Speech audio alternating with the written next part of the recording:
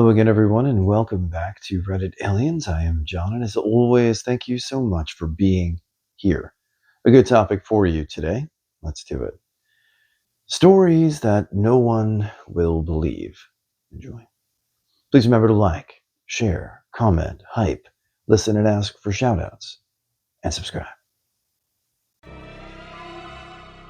I was at work one night. I work in fast food, and I was the only person on Expo for that shift. When you're on Expo, you stand outside and deliver people's food in the drive-thru, and there's these little receipts on the bags that say the customer's name, what they ordered, and what they're driving. So it's going normal until I get a guy named Adam in a silver sedan. This man ordered 2 of every sauce and a cherry Coke mixed with Sprite, the order of an absolute menace. So I give him his food and he pulls forward, and I go to deliver the next order. As I'm about to get to the next car, all I hear is 18 naked cowboys in the showers at Ram Ranch, coming through the loudest car speakers I've ever heard in my life. I turn around and of course, it's that bloody silver sedan, and the tires spin as he speeds off. Nobody believes me when I tell this story. I don't know where that guy is today, but Adam, thank you for making my shift more interesting. A few months ago, I was on a scout camp. It went like any other scout camp goes, and the PIs, patrol leaders, had to have a meeting about the camp and the plans later on in camp. The afternoon, this one kid started acting creepy and says he has sleep paralysis. No one believed him. He continued saying he would see demons walking around him.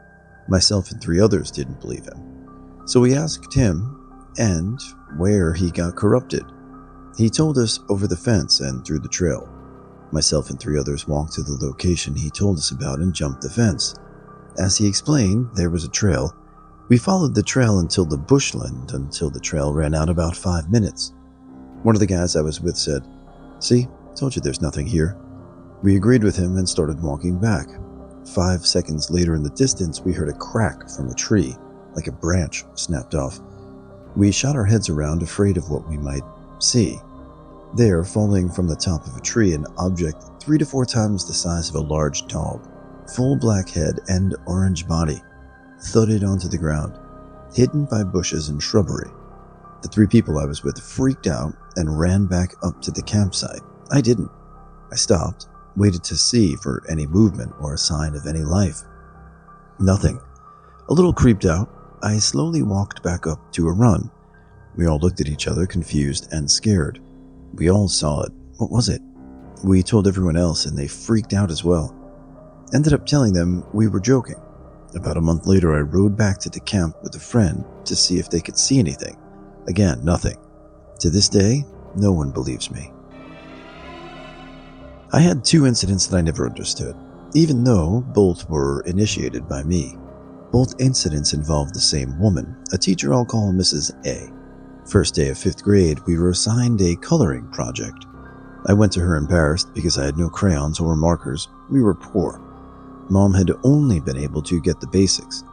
Mrs. A turned to grab a pack of crayons, and as she turned back, I knew. I just knew and blurted out, "You're pregnant." She dropped the crayons, whispered, "How did you know?" I only just found out myself. I honestly told her I don't know how I knew. I just did. She asked me to keep it quiet until she was ready to announce it, and I agreed. Months later in art class, Mrs. A sat on the edge of a table while the art teacher explained something. I bolted upright and screamed, "Look out!" in Mrs. A's direction. No idea why. Everyone looked at me weirdly, including Mrs. A. I felt my face flush. I'd made a fool of myself and didn't even know why. Then about 4 seconds after I'd yelled, the table collapsed under Mrs. A, dropping the pregnant woman to the floor. Everything got chaotic after that, and Mrs. A was rushed off to get herself and the baby checked. She never seemed comfortable around me after that second incident. She was still an attentive teacher, but her interactions with me became stiff and awkward. I can't blame her, though at the time I was hurt by the change. I couldn't understand what I did wrong to make her act that way. When I was about 10, I awoke to loud buzzing sounds. I thought it was our stereo. Nobody else was awake. I went to turn it off and realized it wasn't on. Then I saw lights outside the house. I thought they were headlights at first and approached the door to go outside. I realized they were not headlights. They were not positioned correctly, nor did they illuminate the ground. There were about 6 of them scattered around that I could see through our window. I became terrified and frozen in fear. Then I went back to bed. I asked everyone if they saw or heard anything in the morning during breakfast or if anybody would have been on our property that night. The answers were all no, so I didn't tell anyone what I saw and heard. A psychiatrist told me it was probably just a dream. I don't believe it was a dream. It disturbed me a lot. I didn't talk about it for about 20 years out of fear of ridicule and almost forgot the event entirely until something drug it up. I have no mental illness. I'm not on drugs. Since then, in adulthood, I've seen a bee land on my window and emit light from its antenna. No evidence or other witness makes these events hard to talk about. Fortunately, I had another person witness with me a dark figure in my backyard that shape-shifted to conceal itself and float around erratically before darting off. We thought it was an intruder at first. I got the other person, and where I saw the dark figure was instead of what appeared to be our black trash can. I was confused until it suddenly morphed into the person. It looked like a shadow person and kind of ran in circles before going around the corner. We witnessed all this again through the window while looking outside. I was happy to finally have somebody else finally witness something with me so that I didn't feel crazy. All right. I've got a UFO story. I'm in my car with my 2 friends going to a Halloween party in 2019. We live in LA, driving on the freeway toward La Canada, Flint Ridge. I'm in the back seat. To my right, there's mountains. I see a fluorescent blue ball of light in the sky above the mountains, but it's far in the distance at this point. I mention it to my friends, and they see it too, and we're speculating on what it could be. But they eventually talk amongst themselves while I'm still keeping an eye out. At this point in my life, I was really interested in UFOs. I had many experiences during this time. If you look at the sky, so often and long enough, you'll see strange things. So eventually, I have no clear view of it anymore. The mountains end up blocking my sight, so I go back to talking with my girls. As soon as we exit the freeway, we make a wide right turn. To our right in front of the mountains, is the blue light again. Only this time, it's a blue band around a dead-ass flying saucer. It's huge, metallic. We all fucking saw it, but couldn't stop since there were other cars behind us. So we made a left onto the next street, got out of the car, ran back down the block, and it was a tiny blue light in the distance again. I'll never forget it. The driver, my best friend, has a hard time remembering it, which is odd because that's all we talked about the whole night. The other friend remembers vividly, though, as well. Anyways, that's just one of my UFO stories, but that was the closest encounter I've ever had, and still don't even believe myself sometimes when I think about it. Another weird experience soon after happened, and I stopped all contact and interest in UFOs, or whatever the goes on up there. I had a gut feeling, and just decided it wasn't something I needed to look more into. I'd experienced enough. Every once in a while, though, I'll see those crazy things doing zoomies in the sky. I went with a group of friends to an artificial city made on the bank of the lake, a weekend getaway of sorts. The city has many abandoned buildings and many half-completed buildings, and so one night, we decided to explore it. We went down the hill from our villa, and there were steps leading to the main road downhill that were covered on both sides with the forest. So as we were going down, a very cute white-colored dog is following me downhill. We calmed down, sat there for a bit. The dog sat with us too. It was the dead of night, probably 2 to 3 a.m., and we see this line of cars coming and going from an abandoned building. I just remember thinking of it as being very odd. We panicked a little and rushed back up through the same stairs, and the dog was beside me the whole time. Now here's the catch. As soon as we reached our villa, the dog was gone. We looked around for it but didn't find it. We were there for a couple more days after that and never saw it again. Kind of freaked me out, honestly. Something happened a few nights ago that really weirded me out. I'm a very light and fitful sleeper and wake up several times each night. Last week, I awoke at the end of what was supposed to be a dream, but it sure didn't feel that way. When I woke up, I idly and groggily realized that I had begun dreaming just a few seconds before. The dream hadn't entirely coalesced and was still just a jumble of images and feelings. Although dream time is notoriously inexact and malleable, I would estimate that I had only been dreaming for 15 to 30 seconds. I began to drift back off to sleep, trying to make sense of the dream images when I suddenly jolted completely awake and sat straight up in bed with a start. I realized that, in fact, I had been dreaming, or at least in some sort of altered state of consciousness, for a while, as I very clearly and very suddenly remembered the last thing that was happening before drifting sideways into the jumbled proto-dream. A man whom I didn't recognize but who seemed very concrete, very substantial, and very real, was hypnotizing or enchanting me, for want of a better word. He was telling me to sleep, to relax, to forget what I had seen and experienced, to believe it was all just a dream that I had imagined. Try as I might, I could not remember anything I had dreamt that night before this fragment of a memory. It was very unsettling, especially because this memory very clearly and very sharply began in the middle of something. There was no hazy lead-in to the man speaking. My memory of him begins in mid-sentence. I sat up in the dark for quite a while trying to make sense of what had happened. I can remember his soothing yet somehow powerfully commanding tone telling me to forget. I can remember drifting from there into the short jumble of images and thoughts at the beginning of the normal dream state that he was encouraging me into, but I cannot remember a single thing about what I was dreaming before that.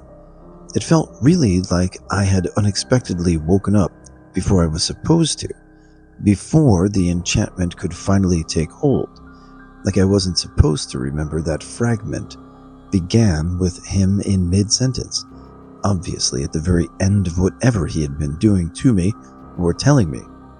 I was only supposed to remember the dream I was drifting into and nothing before. It's really been disturbing me and on my mind since it happened. He seemed so real and so separate from me. It feels like somebody made a mistake in letting me remember him. I woke up too early when I wasn't supposed to. Who is this man? What did I see and experience that I can't remember now? How many times has this happened? Has it happened again since? How would I even know? What have I forgotten? Well, I think that's a pretty cool and unique dream right there. And as I'm reading it, I could think of really only two things. It was either Will Smith in a black suit with a white dress shirt and a silver orb, or the Sandman, or something like that, you know? I don't know, but it's cool and it's interesting, so I appreciate it. All the stories are pretty solid today, so thanks for sharing, everybody. And we're going to get some shout-outs coming up tomorrow, so again, say hi, and we'll talk to you then. Have a great day, everybody. I was around 9 or 10 years old when I was home alone with my older brother, and it was around 9 p.m. My brother was asleep in his room, and I knew my mom's bus was going to reach our complex soon, so I put on my shoes to walk to the bus stop and meet her. We had a sliding door that led to our balcony and a curtain. Both were closed, so no way of air or wind possibly getting in. As soon as I reached for the front door handle, the curtain moved and I heard a faint girl's voice telling me, "No, don't go. Don't leave." I stood at the front door frozen in a state of shock for about a minute or two, and finally built up the courage to get out the door and run to the bus stop. It didn't click until a couple of days later. A blacked out truck that I'd never seen before, our neighbors barely had visitors, especially that late at night, was turning out of our section of the parking lot and sped off out of the back exit of the complex that never had security guards by it. The security and management had a flyer posted on the community board to beware of that exact truck I seen. I always wondered what could have happened to me if I never heard that voice or seen the curtain moving out of the corner of my eye. When I was 19, my grandma died at the age of 91 and left me in my old 2-room apartment downtown my city. After a couple of weeks, I decided to check it out, As soon as I get in, I notice that it hasn't been cleaned in probably months because she was living with us and the concierge wasn't available for a long time. So I decided to just mess around because I was alone and bored, and grabbed a hammer and started smashing parts of the bathroom. Started with the sink, then the other parts, and when I started smashing the bathtub, I noticed that it had taken an unusual space inside of it. I started inspecting for seconds before I found this antique leather skin bag. I pulled it out and picked it up, and it was pretty heavy. I opened it, and there was a decent amount of jewelry. 2 by 24 karat golden necklaces and 5 golden rings and 2 emeralds. I couldn't believe it, so much that I started biting them to see if they were real. I sold them, plus the apartment, and bought a house and a car. I told most of my friends what happened, and a lot of them still won't believe me. Twofer. 1. When I was 7 or 8, I was walking up my driveway after getting off the bus after school one day. My house is up on a hill and the driveway is a quarter-mile long with dense woods on the right side. It's about 3 p.m. and bright and sunny, but the woods to my right of me are pretty dark. Something draws my attention to the woods, and I catch a glimpse of something in the woods that runs past me. It looked like an old, emaciated human that was incredibly pale and naked. It had no hair and a hunched back. The most disturbing thing is that it moved at superhuman speed, literally blurred past me so I could only catch a glimpse. I sprinted up the driveway and told my parents about the hunchback hillbilly I just saw in our woods. They laughed it off, and now it's a running joke in the family. Weird thing is, I have a friend who grew up near me who claims to have seen something very similar in the woods one day while playing with another friend. 2.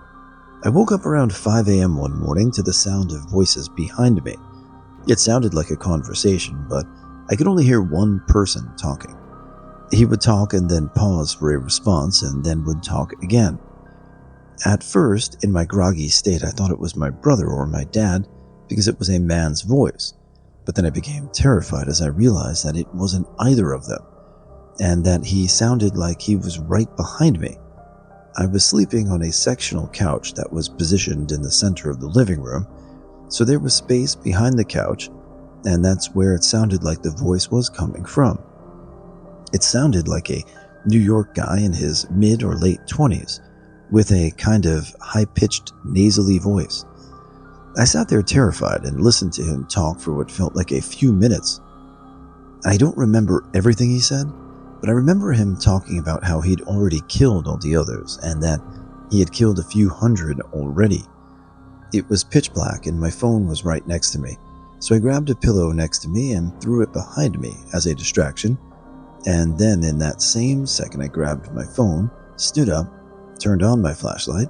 I had an Android that had a feature where you could shake it twice to turn on the flashlight, which was awesome, and I miss it dearly.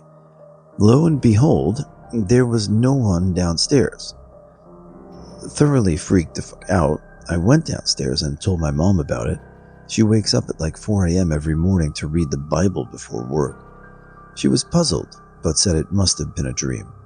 A few hours later, once the sun had come up, I went back upstairs and there was no one or no pillow behind the couch or anywhere to be seen. I can still hear that nasally New York voice in my head like it was yesterday, and this was about 5 years ago. When I was around 7 or 8 years old, my family decided to go to a haunted house thing. It was at an amusement park, and half of it was focused on little kids with trick-or-treating, face paint, kiddie rides, etc. The other half was focused on older haunted houses and had people walking around in costumes to scare you. My dad was going to take my older sister to the haunted house side, and my mom was taking me to the candy side. As soon as we walked in the gate after paying to get in, for some reason, there was a clown at the entrance. He saw me and decided to pick up my night right off the bat. A little blonde 8-year-old girl. He was dressed and painted like a clown with a rainbow afro and had a chainsaw. He walked right up to my family and ran the chainsaw literally right over my head. Being a child, I didn't know the chainsaw wasn't real, so I fucking bolted. I ran and ended up losing a shoe because he ran after me. I ran into the fence and cowered, and he laughed and ran the chainsaw again. Finally left. Then my mom forces me to go to the kid part to get candy because they already paid and my sister wanted to go to the haunted houses and I'm ruining everything. That followed me the entire night. I would be on a Ferris wheel and every single time it came down, he was standing there just staring at me and revving his chainsaw. He followed me getting candy and everything by hiding behind trees, next to bushes, etc. Thinking back to it now, he was the only one there because it was the kids section. No one stood up for me. My parents laughed, workers laughed. When we met up with my dad and sister to leave, she laughed. Told me to stop being dumb and just wave to them. There was a werewolf coming up to me, so I said, "Hi doggy," and waved like crazy, lol. He waved back and walked away. But after that, I couldn't go to the circus. My ex-mother-in-law had to take my son to the circus because I couldn't, without having a panic attack. I couldn't go to birthday parties with clowns. Cannot even watch it, or anything that has a clown without having a full-on panic attack. All because one dude got a hard-on for terrorizing a little girl. When Mom and I were driving from Arizona to Vegas a few years ago, we accidentally stopped at a restaurant very close to town where a very incestuous polygamist cult lived, and I most likely dined in the same room as a few of its members. For context, I'm biracial, and it's very noticeable due to my very curly hair, tan skin, and certain facial features. Apparently, these people think that black people are the people through which the devil has always been able to bring evil unto the earth. The whole time I was in the restaurant, I felt like people were staring at me and treating me weird. And after we left, my mom, who was white, said she felt it too. The waitress mainly only acknowledged my mom and only looked at me when I was giving my order. She was also very fake nice, if you know what I mean. Like she was smiling and being polite, but there was just something off about it. I don't know if it was just my anxiety, but as we kept driving, I felt like people who were walking out of the street were staring at our rental car for a bit too long. It wasn't anything special. We were driving a perfectly normal speed, and we were struggling to find a good radio station, so we had no music blasting. It was actually an Ask Reddit thread I saw last year about the most dangerous places in America that made me realize that we were a short drive away from Colorado City, Arizona. Many followers of the cult's most popular leader, Warren Jeffs, a truly individual who's currently rotting in prison, still live in Colorado City and the surrounding area. A YouTube channel I watch called Fundy Fridays has a great in-depth video on Warren Jeffs if you're interested. Many babies who were born in this cult have a rare genetic condition called fumarase deficiency due to all the incest. In fact, Colorado City has the highest rate of babies born with this condition in the entire world. They also believed in child marriage, which is the reason why Warren Jeffs is behind bars. Anyways, that's my story. I've come across many racist individuals in my travels through America, but this encounter really irked me. Now that I know, at least, a few of these people believed and were involved in. The rest of Arizona was beautiful though, especially Page. I love that town, and Vegas was a blast. I'm going back to Arizona with some friends soon to stay at that Wild West town resort and see if we can get into some old Flintstones parks. Now I just know not to drive too far north. I live in the Northeast where paranormal stories are the norm.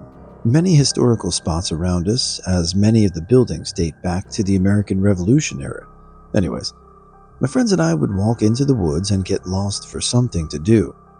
There were trails, and sometimes it was just us trudging through sticker bushes and stuff. We've stumbled on old stone foundations of houses back to in the woods. It's pretty wild. Well, one time we were woods exploring, and I decided I was going back for whatever reason, I don't know. I think I was around 10 or 11 at the time. Well, I come out to this new building. Was that being built maybe 50 meters from the road? So I'm almost out of the woods. I think it was someone's commercial garage, something like that. I see this lady holding a baby and she's walking around the building knocking on it. I'm walking past and asks if anyone is in there. The weird part is they both look cut up, like cuts and stuff on them. Me being super young, I'm a bit creeped out. I tell her I don't know and keep walking. As an adult, I think about this from time to time. It's so incredibly weird. Did I imagine it? There's an old church maybe 75 meters from that same spot. Me and my two friends would go there and look at the tombstones, some are as old as the 1700s. We said to each other, wouldn't it be weird if we knocked on the church window and heard something back? We did just that, and the next thing you know, boom, boom, boom. We took off running. Best of my knowledge, no one was there as the church was locked. It's a very small building, too, so I don't think anyone would be there. Very strange occurrences, very close to each other in proximity. I don't tell many people about the lady and baby. That one still creeps me out. In my 20s, my sister and I lived in San Francisco. This was 2007 when you could still get an apartment for $1,600 in the nice part. Anyway, my sister's notoriously naive and trusting. I come home one day after work on a Friday and hear her talking to someone. It's a rando girl standing in our living room. I say hello, and she starts talking a mile a minute. She says she's moving in next door and locked herself out and is waiting for the landlord. The apartment next door are much fancier than ours, like super updated, and they have private parking, etc. She says, Brittany said I can borrow some clothes to go out with you guys tonight. I'm feeling like this person is off, and I ask my sister to come with me to my room, and I ask her what the actual is this. She says she was napping with the window open. We were on the second floor when a fucking shoe flies through the window. She looks down and this girl is yelling up to her and she buzzes her up. I tell her, hell no. You need to get rid of a single white female before she kills us. She's clearly lying and just trying to find somewhere to stay. We tell her we have to go to the store, so we all go downstairs and I tell her we'll be right back with the car. We get in the car and leave her there. Never saw her again. Maybe we were assholes for leaving, but her story made no sense, and I got that creepy feeling when you know someone isn't being real with you and something is off.